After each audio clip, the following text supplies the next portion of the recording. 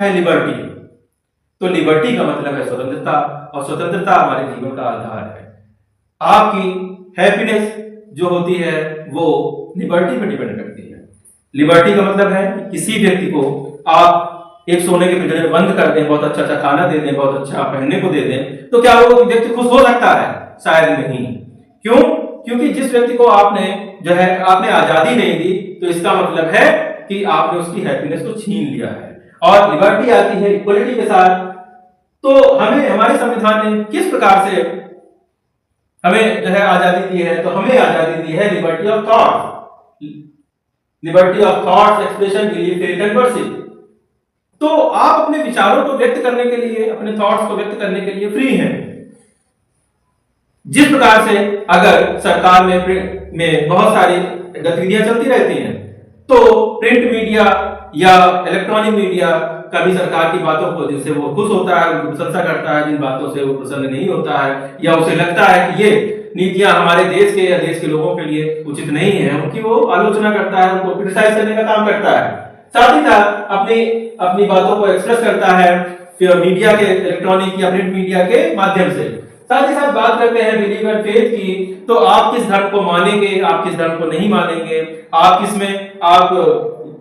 किस पद्धति की चिकित्सा पद्धति में, किस मेडिकल फील्ड में आप विश्वास करते हैं, या आप किस धर्म में विश्वास करते हैं, या आप किसी बाबा या कोई इन पे आप विश्वास करते हैं, ये आपकी मर्जी है।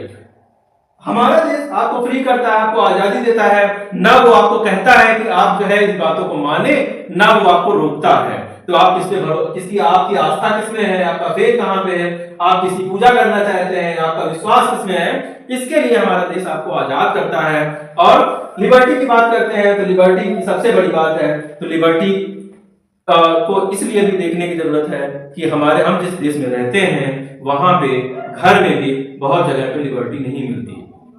अगर आप बात करें तो हमारा जो समाज है वो फिफ्थ सत्तात्मक समाज है, जहां पे लड़कियों को बहुत प्रकार की आजादी नहीं दी जाती।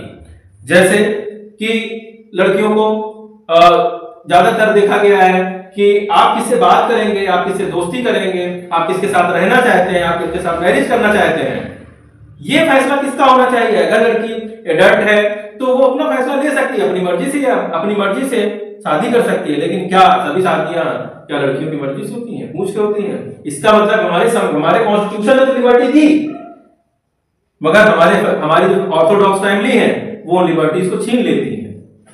तो हमें अगर अपने अधिकार पता होंगे तो हम ये बात कह सकते हैं कि नहीं, हमको ये सेलेक्ट करने का अधिकार है, हमको चुनने का अधिकार है कि हम किसके साथ रहना चाहते हैं, किसके साथ अपना जीवन बिताना चाहते हैं। और कौन किसके साथ खुश होगा ये कोई दूसरा नहीं तय कर सकता, ये सिर्फ वो व्यक्ति खुद तय करेगा।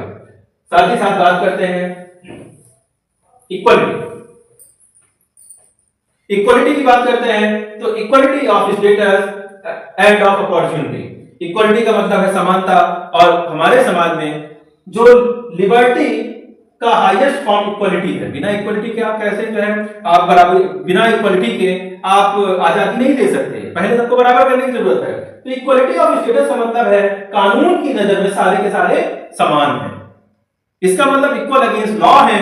और अगर किसी व्यक्ति ने कोई क्राइम किया तो वो किसी भी जाति का, धर्म का या किसी भी जगह से आया होगा, उसके ऊपर कानून एक प्रकार से प्रभावी होगा। साथ ही साथ बात करते हैं इक्वलिटी एंड ऑफ अपॉर्चुनिटी। तो अवसर की समानता दी जाने की जरूरत है, सभी को बराबर अपॉर्चुनिटी प्राप्त हो। इसके लिए हमारा समाज कई भागों में बटा हुआ है।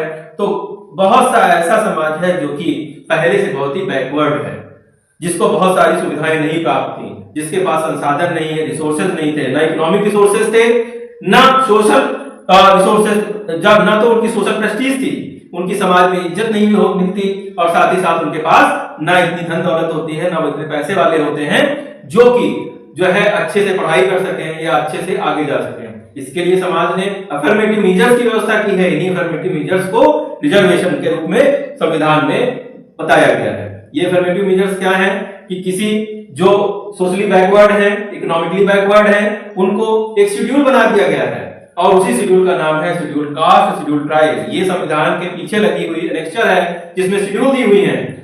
और इन लोगों और ये जो शेड्यूल कास्ट और शेड्यूल ट्राइब की जो जातियां उनके अंदर दर्ज कर दी जाती हैं, उनको नौकरियों में, पढ़ाई में या अन्य क्षेत्रों में उनको महत्व दिया जाता है और उनको कुछ छूट दी जाती है।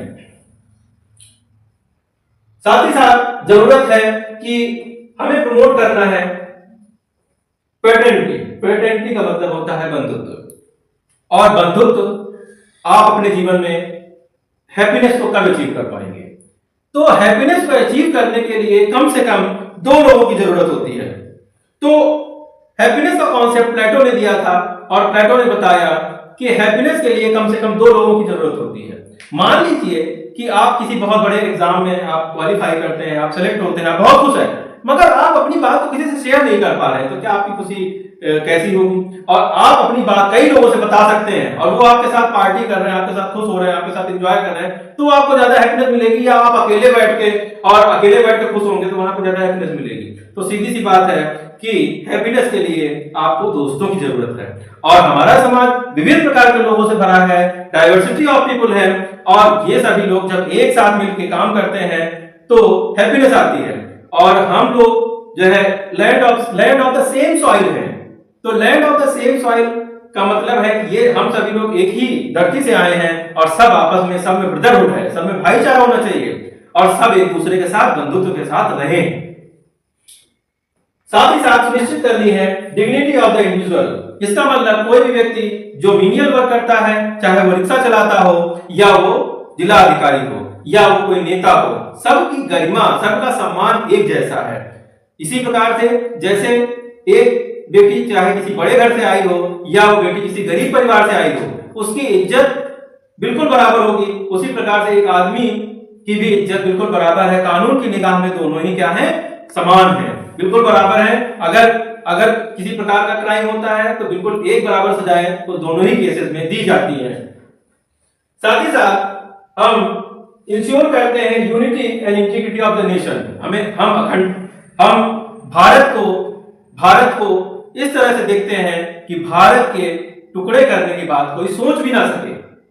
जैसे भारत में बहुत पहले कभी खालिस्तान की मांग होती थी, कभी बोडोलैंड की मांग, या कभी नक्सलियों द्वारा अलग अलग क्षेत्रों की मांग की गई, मगर भारत का कॉन्स्टिट्यूशन हमें ये इजाजत नहीं देता, किसी को ये इजाजत नहीं देता कि वो भारत को तोड़ने की बात करे, और भारत हमारा यूनाइट रहे, संगठित रहे, एक रहे, इसकी जो है व्यवस्था करता है। तो हमें एक यूनाइट भारत की हमारे देश में यूनिटी और साथ ही साथ एकता के साथ साथ इंटीग्रिटी ऑफ नेशन को ध्यान में रखने की जरूरत होती है। Thank you.